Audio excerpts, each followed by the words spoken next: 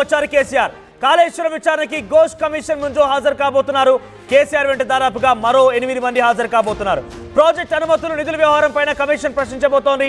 కీలక డాక్యుమెంట్లని కమిషన్ కు అందించే అవకాశం కనబడుతోంది. కేసీఆర్ వెంట విచారణకి మధుసూదన్ చారి, హరీష్ రావు, ప్రశాంత్ రెడ్డి, వద్దిరాజు రవిచంద్ర, ప్రవీణ్ కుమార్, ఆర్ఎస్ ప్రవీణ్ కుమార్, పద్మారావు గౌడ్, మహమూద్ అలీ, బండారు లక్ష్మారెడ్డి హాజరు కాబోతున్నారు. బీఆర్కే భవన్ వద్ద భారీగా పోలీసులు మోహరించున్నారు.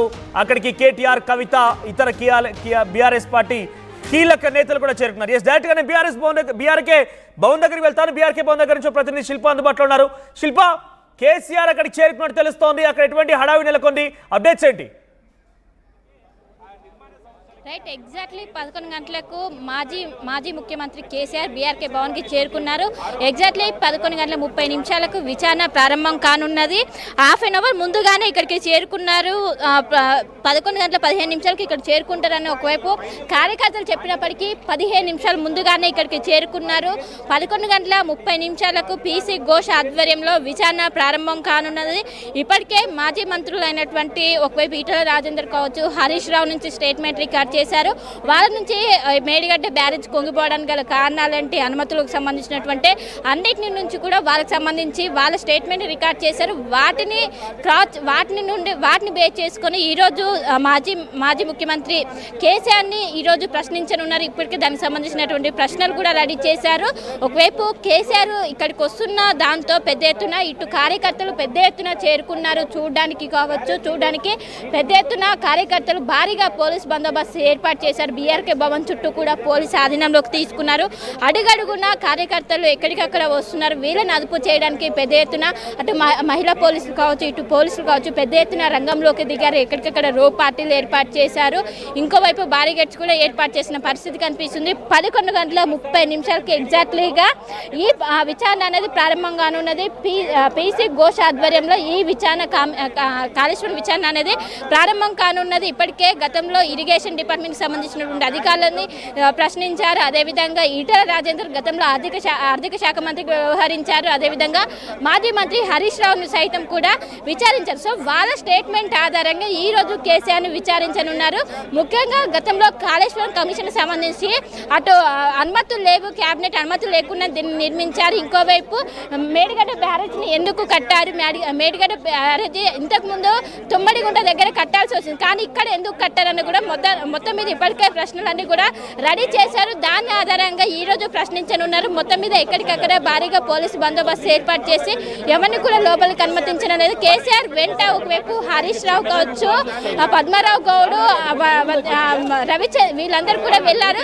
కేటీఆర్ మాత్రం బయటనే ఉన్నారు. కార్యకర్తలందరూ కూడా బయటనే పెద్ద ఎత్తున వేచి చూస్తున్నారు. పెద్ద ఎత్తున ఒకవైపు జై కేసీఆర్ అంటూ కూడా వాళ్ళు నినాదాలు చేస్తున్నారు. ఒకవైపు పెద్ద ఎత్తున అందరూ చేరుకున్న మాజీ మంత్రులు కావచ్చు, మాజీ ఎంపీలు, మాజీ ఎమ్మెల్యేలు పెద్ద ఎత్తున చేరుకొని కాంగ్రెస్ డౌన్ కూడా ఇది కాళేశ్వరం విచారణ మొత్తం కూడా కక్ష సాధింపులోనే భాగంగానే ఇదంతా చేస్తున్నారు.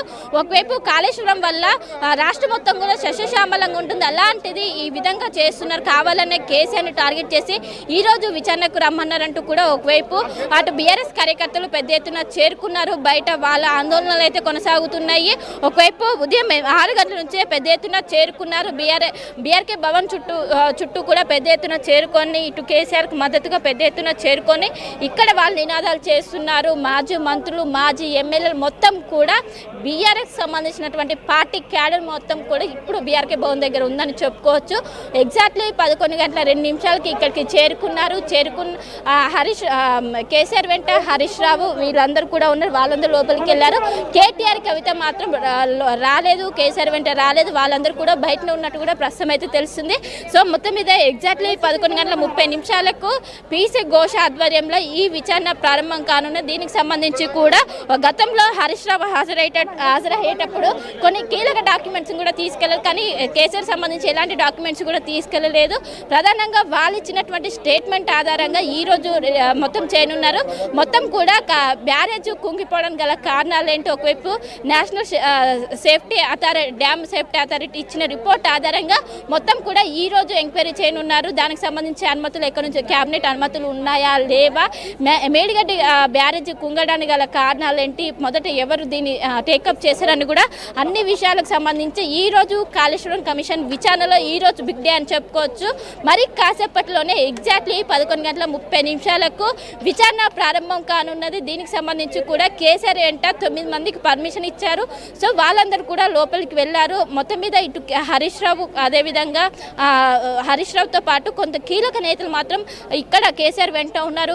కవిత, అదేవిధంగా కేటీఆర్ మాత్రం బయటనే ఉన్నట్టు కూడా ప్రస్తుతం అయితే తెలిసింది. సో ఎగ్జాక్ట్లీ 11:30 ఈ విచారణ అయితే ప్రారంభం కానున్నది. మొత్తం మీద ఒకవైపు బీఆర్కే భవన్ చుట్టూ కార్యకర్తలు పెద్ద ఎత్తున చేరుకున్నారు. ఎక్కడికక్కడ ఆందోళనలు నిర్వహిస్తున్నారు కేసీఆర్ మద్దతుగా. ఇది మొత్తం కూడా రాజకీయ కక్ష సాధింపులో భాగంగానే చేస్తున్నారంటూ కూడా ప్రతి ఒక్కరు కూడా ఆవేదన వ్యక్తం చేస్తున్నారు. సో మొత్తం మీద ఒక ఉద్రిక్త వాతావరణం అయితే కనిపిస్తుంది మనోజ్. రైట్, అక్కడికి బీఆర్ఎస్ పార్టీ శ్రేణుల యొక్క తరలింపు ఎలా ఉంది, ఎంతమంది అక్కడికి చేరుకున్నారు, ప్రస్తుతం వారిని కంట్రోల్ చేసే పనిలో పోలీసు ఎటువంటి నిర్వాహకం చేపడుతున్నారు, పోలీసుల యొక్క తీరు ఎలా ఉంది? దాదాపు వందల సంఖ్యలో కార్యకర్తలు చేరుకున్నారు. వాళ్ళని నిలువరించడానికి ఇటు వేల సంఖ్యలో పోలీసులు కూడా ఇక్కడ చేరుకున్నారు. ఎక్కడికక్కడ బారిగేట్స్ ఏర్పాటు చేశారు.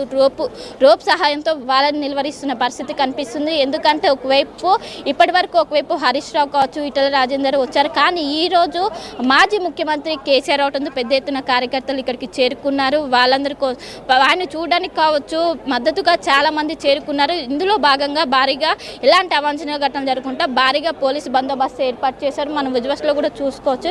మొత్తం కూడా పోలీసులు ఆధీనంలోకి తీసుకొని ఎవరిని కూడా లోపలికి అనుమతించకుండా మొత్తం కాసేపు క్రితమే ఇక్కడికి కేసీఆర్ చేరుకున్న అనంతరం కూడా మొత్తం ఒక హై సెక్యూరిటీ మధ్య ఇది మొత్తం జరుగుతుందని చెప్పుకోవచ్చు. ఎగ్జాక్ట్లీ 11:30 చేరుకున్నారు. ఇంకోవైపు కార్యకర్తలు మాత్రం బయట జై కేసీఆర్ అంటూ నినాదం చేస్తున్నారు. వాళ్ళందరినీ కూడా నిలువరించడానికి ఎక్కడికక్కడ రోప్ పార్టీలను ఏర్పాటు చేశారు. ఎవరిని కూడా లోపలికి అనుమతించిన పరిస్థితి కనిపిస్తుంది. బయట ఒకవైపు మాజీ మంత్రులు కావచ్చు, ఎమ్మెల్యేలు కావచ్చు, వాళ్ళందరూ కూడా ఎప్పుడు బయటకు వస్తారా ఏంటి అని కూడా ప్రతి ఒక్కరు కూడా ఒక నిరీక్షణ చేస్తున్నారని చెప్పుకోవచ్చు.